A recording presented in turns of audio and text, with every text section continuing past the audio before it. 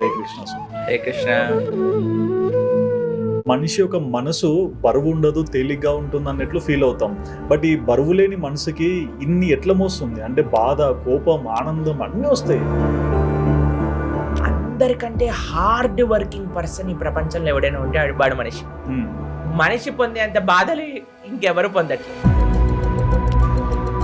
మీరు చూడండి, కైట్ ఎగిరేసేటప్పుడు మాంజా అని ఒకటి ఉంటుంది, దాన్ని కడతారు. అది చేతిలో పట్టుకుంటాం అనమాట. పట్టుకొని దాన్ని కంట్రోల్ చేస్తూ దాన్ని ఎక్కడికి వెళ్ళాలి, ఎలా ఉంది, ఏంటో చూస్తూ దాన్ని కంట్రోల్ చేస్తాం. ఒకడు వచ్చి మనల్ని అన్నాడు అనుకోండి, కట్ చేసేస్తే ఇంకా ఆకాశంలో పైకి వెళ్ళిపోవచ్చు కదా అని కట్ చేసేసారు అనుకోండి, కొద్దిగా మనకి పైకి వెళ్తుంది. తర్వాత ఏమవుతుంది, మెల్లగా ఇలా ఇలా ఎగురుకుంటూ కిందకి వచ్చేస్తారు.